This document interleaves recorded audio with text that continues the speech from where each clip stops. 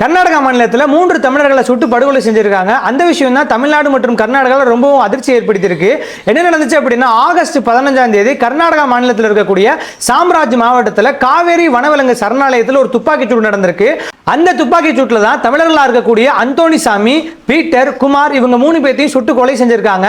காரணம் என்ன அப்படின்னு சொன்னா, இவங்க கர்நாடகாவுடைய வனத்துறை பகுதியில் மான்களை வேட்டையாட வந்திருக்காங்க. அது மட்டும் இல்லாமல் இவங்க கிட்ட துப்பாக்கி இருந்துச்சு, இவங்க கிட்ட கத்தி, பல்வேறு ஆயுதங்கள் இருந்துச்சு. இவங்களை கைது செய்ய முயற்சிக்கிறப்ப எங்களை இவங்க தாக்க வந்தாங்க. அதனால நாங்கள் சேஃப்டி பர்பஸ்க்காக இவங்க 3 பேர்த்தையும் சுட்டு கொலை செஞ்சிட்டோம் அப்படின்னு சொல்லி வனத்துறை அதிகாரிகள் சொல்றாங்க.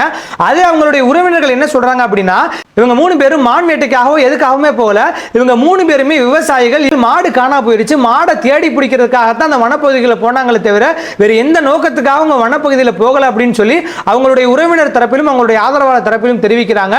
சரி, கர்நாடக அரசுடைய தரப்பில் என்ன சொல்லியிருக்காங்க அப்படின்னா, உண்மையிலேயே துப்பாக்கியோடு மான்களை வேட்டையாடுறதுக்கு தான் அவங்க வந்திருக்காங்க, அதனால தான் வனத்துறை அதிகாரிகள் சுட்டிருக்காங்க அப்படின்னு சொல்லி கர்நாடக அரசுடைய தரப்பில் தெரியப்பட்டிருக்கு.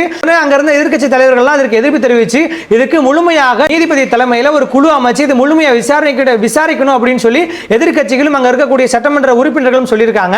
சரி, இது குறித்து தமிழக அரசு என்ன சொல்லியிருக்கு அப்படின்னா, கர்நாடகாவுடைய வனத்துறை சொல்றதெல்லாம் ஏத்துக்க முடியாது, முழுமையாக அதை விசாரிச்சு ஆதாரபூர்வமாக விசாரிச்சு சொல்லணும். ஏன்னா தமிழகத்தில் இங்க 3 உயிர்கள் போயிருக்கு, அதற்கு உண்மையிலேயே நீதி கிடைக்கணும் அப்படின்னு சொல்லி தமிழகத்தில் இருக்கக்கூடிய முதலமைச்சரும் தமிழகத்தில் இருக்கக்கூடிய பல்வேறு கட்சிகளும் இதற்கு பயங்கரமான எதிர்ப்பு தெரிவிச்சுட்டு வர்றாங்க. அது மட்டும் இல்லாம தமிழ்நாட்டினுடைய எல்லை பகுதியில் இருக்கக்கூடிய அந்த பாதிக்கப்பட்டவருடைய குடும்பத்தார்கள் தொடர்ந்து ஆர்ப்பாட்டங்களையும் போராட்டங்களையும் ஈடுபட்டு வர்றாங்க. இது முக்கியமான விஷயம் என்ன அப்படின்னு சொன்னா, இந்த 3 தமிழர்களும் கர்நாடக எல்லைக்குள்ள போயிருந்தாலும் ஒருவேளை மான வேட்டையாடிந்தாலும் என்ன பண்ணணும், வனத்துறை அதிகாரிகள் உடனே அவங்களை கைது பண்ணி ரிமாண்ட் பண்ணியிருக்கணும், சட்ட ரீதியாக நடவடிக்கை எடுத்திருக்கணும். உடனே இவங்க எப்படி துப்பாக்கி சூடு நடத்தலாம்னு சொல்லி பொதுமக்கள் கேள்வி கேட்டுட்டு இருக்காங்க. இந்த வீடியோ பற்றி உங்களுடைய கருத்து என்ன அப்படிங்கறத மறக்காம கமெண்ட் செக்ஷன்ல கமெண்ட் பண்ணுங்க. நன்றி.